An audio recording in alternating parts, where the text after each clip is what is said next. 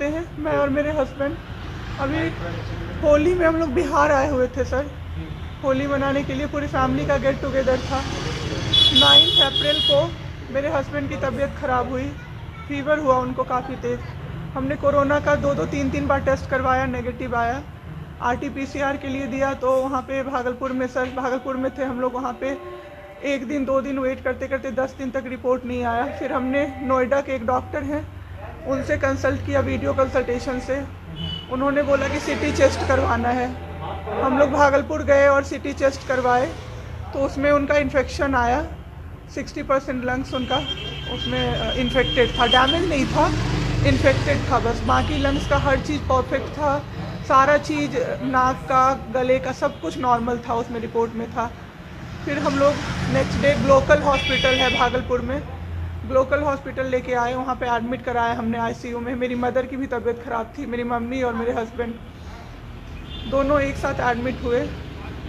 वहाँ पे इतनी लापरवाही हुई उनके साथ, इतनी लापरवाही हुई। डॉक्टर्स आते थे बस विजिट के लिए, 10 मिनट देख के गए। उसके अलावा जितने भी वहाँ पे नर्स थे, कंपाउंडर्स थे, सारे के सारे जल्लाद थे सर। कोई दवाई तक नहीं देना चाहता था पेशेंट। मेरी मदर टचवुड बेटर कंडीशन में थी थोड़ी, मेरे हस्बैंड बोल भी नहीं पा रहे थे उस समय तक। इशारे से पानी का ऐसे ऐसे बताते थे, लेकिन कोई उनको पानी नहीं पिलाता था सर। वो मुझे हार के फ़ोन करते थे कि पानी पिला दो। जब मैं अंदर जाती थी तो ये लोग हल्ला करते थे कि क्यों जा रहे हो अंदर।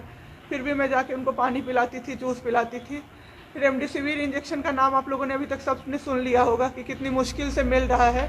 डॉक्टर ने वहाँ सजेस्ट किया, मेरे 2-2 पेशेंट थे वहाँ, हमने बहुत मुश्किल से अरेंज किया। जब वो इंजेक्शन मिला तो एक दिन रात को जब इंजेक्शन देने लगे, हाफ इंजेक्शन फ्लोर पे गिरा दिया उन्होंने। हमने कहा कि इतना महंगा इंजेक्शन है, इसी का असर होके ठीक होते ये आपने कैसे गिरा दिया। उन्होंने कहा कि 50,000 का भी गिरा देता ना तो तुम कुछ नहीं कर पाती अभी। हम लोग चुपचाप वहाँ से सर हट गए। थोड़ी देर बाद वहाँ पे मेरे हस्बैंड को मैंने देखा कि उन्होंने 2-3 बार पॉटी किया था, यूरिन पास किया था, कोई क्लीन करने नहीं आ रहा था सर। 6 घंटे से वो उसी गंदगी पे पड़े हुए थे। उन्होंने मुझे फिर फ़ोन किया, बस फ़ोन कर पाते थे सर, बोल भी नहीं, बस मिस्ड कॉल आती थी, मैं समझ जाती थी कि कुछ परेशानी है उनको। जब मैं गई तो मैंने देखा पूरे गंदे बेड पे मेरे हस्बैंड 6 फीट 2 इंच के सर, पूरे गंदे पे वो सोए हुए थे सर। मैंने ज़बरदस्ती सबको बुलाया। एक आदमी था ज्योति कुमार करके, ज्योति कुमार, सब लोग ध्यान से इसको कवर कीजिए। ज्योति कुमार एक कंपाउंडर था वहाँ पे। कौन से हॉस्पिटल का नाम? Glocal hospital Bhagalpur. Jyoti Kumar compounder है वहाँ का, मतलब जो अटेंडेंट सब होते हैं ना वो है, लड़की नहीं है लड़का है, ज्योति कुमार। उसको मैंने रिक्वेस्ट किया कि भैया प्लीज़ आप मेरे हस्बैंड की मदद कर दीजिए, रात में ये लोग रुकने नहीं दे रहे हैं मुझे अपने पास, इनके पास। उसने बोला ठीक है ज़रूर मदद करूँगा, ये कह के, और मैं अपने हस्बैंड से बात करने लगी, इशारे से ही वो बात कर रहे थे, मैं बोल रही थी। अचानक से मेरा दुपट्टा खिंचाया बहुत ज़ोर से। मैंने सोचा क्या हो रहा है, जब मैंने पीछे मुड़ी तो मेरे कमर पे उस आदमी का हाथ था और मेरा दुपट्टा वो ज्योति कुमार खींच रहा था। मेरी माँ पीछे से चिल्लाई, मेरे हस्बैंड ऐसे ऐसे होने लगे, पूरा पसीना उनको चल गया, कुछ बोल नहीं पा रहे थे वो। जब हम लोग ठीक थे ना, मैं बाहर निकलती थी ना, कोई मुझे ऐसे देखता था ना नॉर्मली ही तो कहते थे आँख निकाल लूँगा, क्या सोच के इसको देख रहे हैं। और मेरे हस्बैंड उस दिन बेड पे पड़े हुए देखते रहे कि मेरी वाइफ का कोई दुपट्टा खींच रहा है। और जब मैंने उस आदमी को देखा ना तो वो मुस्कुरा रहा था, मैंने ऐसे दुपट्टा खींचा और मैं कुछ नहीं बोल पाई डर से कि मेरे हस्बैंड यहाँ पे है, मेरी माँ यहाँ पे है, ये लोग कुछ कर देगा, इस डर से मैं कुछ नहीं बाहर निकली। मैं बाहर निकल के मैं दम से बैठ गई। वो आदमी मेरे पास फिर आया, मुस्कुरा के बोला मैं ध्यान रखूँगा। मैंने बोला ठीक है भैया आप ध्यान रखना। मैंने कुछ नहीं बोला उसको, कुछ भी नहीं। 2-3 दिन बाद ऐसे ही कोई सुविधा नहीं, कुछ नहीं। मेरे हस्बैंड की तबीयत उस दिन से बिगड़ी जब रात के 2 बजे में मेरी मदर के बगल वाले बेड पे एक अंकल, मास्क उनका हट गया था और वो अंकल चिल्ला के नर्स को बुला रहे थे और मेरी मम्मी चिल्ला रही थी जल्दी आइए ये मर जाएंगे, जल्दी आइए ये मर जाएंगे। कोई नहीं आया और अंकल ने दम तोड़ दिया। ऐसे 3-4 लोग उस 2-3 दिन के अंदर दम तोड़े हैं बिना केयर के, बिना नर्स के आए। सारी नर्स टेबल कुर्सी लगा के सो जाती थी, कहती थी पागल हो गए हैं हम ही, अब मर जाएंगे इस कोरोना के चक्कर में, अब तो क्यों जॉब कर रहे हो, छोड़ दो, आपकी जगह कोई और आ जाएगा। उसके बाद वहाँ से बाईपैप वहाँ उस हॉस्पिटल में नहीं अवेलेबल था। मेरे हस्बैंड की तबीयत एक दिन बहुत ख़राब हो गई, उन्होंने मायागंज रेफ़र कर दिया, भागलपुर मायागंज हॉस्पिटल। हम लोग अभी मायागंज आए, मायागंज की और हालत ख़राब। ICU में 4 बेड था, मेरे हस्बैंड के बगल वाले बेड पे 4 लोग 6 से 7 घंटे में 4 लोग ख़त्म हुए। क्यों ख़त्म हुए? वो नर्स को बुला रहे थे, सिस्टर आ जाओ, दिक्कत हो रही है, दिक्कत हो रही है, और सिस्टर नहीं आती थी। एक अंकल तो बुलाते बुलाते उलट के गिर गए, पूरा सर फूट गया, ब्लड ब्लड, और मर गए वो अंकल वहीं पे। इतना मेरे हस्बैंड डर गए। शाम होते होते मेरे हस्बैंड की तबीयत अचानक से ख़राब होने लगी, पूरा ये सब ड्राई हो गया, एक लेयर वाइट कलर का जम गया उनके ऊपर, बहुत ज़्यादा तबीयत ख़राब हो गई। हम लोगों को समझ में नहीं आ रहा था कि हो क्या रहा था। अचानक से मेरे दिमाग में आया ना, बुलाते नहीं, डॉक्टर को कम से कम 5-6 बार मेरी बहन बुलाने गई है, क्योंकि कोई डॉक्टर था ही नहीं ड्यूटी। कब हुई आपके हस्बैंड की डेथ? परसों सुनिए मेरी बात, पहले पूरी कहानी मेरी सुनिए। मेरी बहन 5-6 बार गई है बुलाने डॉक्टर को मायागंज में, तो डॉक्टर क्या कह रहे हैं, यार रात में भी सोने नहीं दोगे, रात में भी सोने नहीं दोगे। जब हमने देखा जाके सर, तो लाइट ऑफ, इमरजेंसी के नाइट डॉक्टर्स का लाइट ऑफ, और सब नीचे बिछा के मूवी देख रहे हैं और सो रहे हैं, और दरवाज़ा तक नहीं खोला सर। मेरे हस्बैंड की ऐसी हालत हुई, जब मेरी दीदी बहुत जाके चिल्लाई, तब एक डॉक्टर आए वहाँ से, तो उन्होंने देखा क्या कि मास्क, उन्होंने ऐसे मास्क लगा होता है ना, उसमें एक ऑक्सीजन सप्लाई का पाइप होता है ना, वो पाइप ही नहीं लगाया था सर, बस मास्क लगा के छोड़ दिया था, ऑक्सीजन सप्लाई आ ही नहीं रहा था। जब बहुत कम हो गया तब वो डॉक्टर आए और पाइप लगाया, मेरे हस्बैंड तुरंत में जिंदा हो गए। उसी दिन से उनके दिमाग में वो ऑक्सीजन की किल्लत का डर बैठ गया सर। 7 घंटे बिना ऑक्सीजन, 7 घंटे बिना ऑक्सीजन के रहे सर, लड़ते रहे। फिर उस दिन इतना वो डर गए, वो बोले नहीं अब हमको कहीं बाहर लेके चलो। दिल्ली में सर हमने बेड का किया, बहुत पता नहीं था, दिल्ली में कहीं भी जगह नहीं था। हम पटना आए, राजेश्वर हॉस्पिटल में सर पटना आए। यहाँ पे इन्होंने कहा आईसीयू में अटेंडेंट नहीं अलाउड है, नहीं जाओगे आप। मेरे हस्बैंड रोने लगे कि मेरी वाइफ को बस भेज दो, वो रहेगी तो मैं ठीक हो जाऊँगा।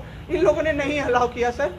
आज मैंने देखा, एम्बुलेंस से हम लोग भागलपुर से पटना आए थे राजेश्वर, रास्ते में उनको 3 बार पॉटी हुई थी सर। उसी गंदे बेड पे उनको 4-5 घंटे राजेश्वर में सुलाया रहा। मैं 10 बार जाके बोली बाहर से कि सर प्लीज़ बेड क्लीन कर दीजिए, वो हम लोग देख लेंगे ना। एक डॉक्टर निकले, मैंने बोला, वो मेरे हस्बैंड अंदर से ना बोल नहीं पा रहे थे, अंदर से ऐसे ऐसे कर रहे थे, बुला रहे थे सबको। मैंने कहा सर वो बुला रहे हैं किसी को बाहर से, तो एक डॉक्टर मुझे कहता है अरे छोड़िए ना, वो छोड़ा तो ऐसे ही बौखला रहा है जब से आया है। मैं उस समय कुछ नहीं कर पाई सर। उसके बाद उनका ऑक्सीजन लेवल जब 37 हो गया, तब मेरे साथ मेरी दीदी थी, मेरे जीजा जी थे और मेरे जेठ थे। तब मैंने अपने जीजा जी को बोला कि अब मेरे से नहीं रहा होगा, मुझे किसी तरह से अंदर भिजवाइए। तब उन्होंने ज़बरदस्ती मुझे अंदर भेजा और 37 से 74 मैंने कर दिया 10 मिनट में। मेरे बाबू का ऑक्सीजन लेवल मैंने बढ़ा दिया। उसके बाद इन लोगों ने मुझे बोला, मैंने बोला सर अटेंडेंट अलाउड है, सारे के अटेंडेंट बैठे हुए थे। तो एक डॉक्टर ने मुझे बोला अटेंडेंट अलाउड नहीं रहेंगे तो कैसे काम चलेगा, सब तो कोरोना से बीमार पड़ रहे हैं, हम लोग कितना देखें, हम लोग क्या मर जाए खांसते खांसते सबको देख के। बैठिए चुपचाप और देखिए। 15 दिन तक सर एक टेबल पे एक लगातार मैं बैठी हूँ। आज 1 महीना पे मैंने ब्रश किया है सर, 1 महीने पे ब्रश किया है मैंने। बाबू को बहुत ठीक कर दिया।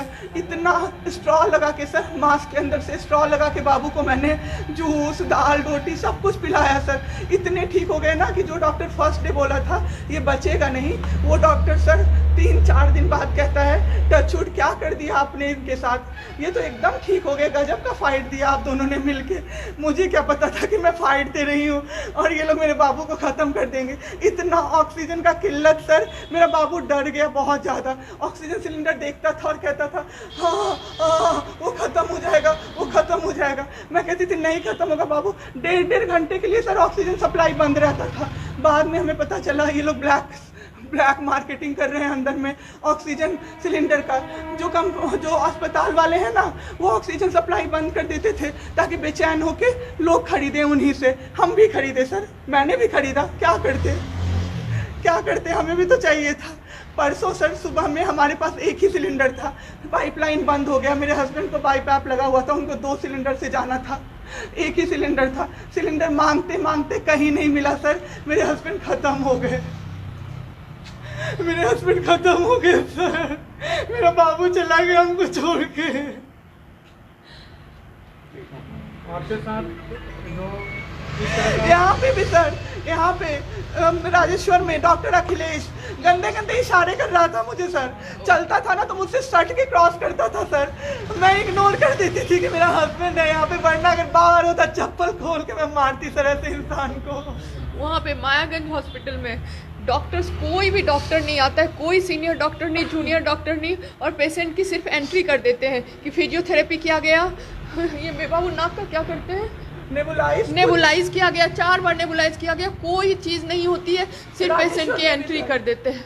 एंट्री सब किया हुआ रहता है कि ये बड़े डॉक्टर आए, ये बड़े डॉक्टर आए, उन्होंने पेशेंट को देखा, नेबुलाइज किया, फिजियोथेरेपी हुआ, पेशेंट को कुछ नहीं, मतलब सीपैप पे पड़ा हुआ पेशेंट, और उसको देखने के लिए 24 घंटे में कोई नर्स नहीं आती है, रूम बंद करके, और सब सोते रहते हैं। दरवाज़ा ठकठकाइएगा तो चिल्ला के बोलेगी दूर भागो यहाँ से, कोरोना पेशेंट के यहाँ से आई हो, हम लोग अभी रात में नहीं आ सकते। हम लोग क्या मर जाए पेशेंट के लिए?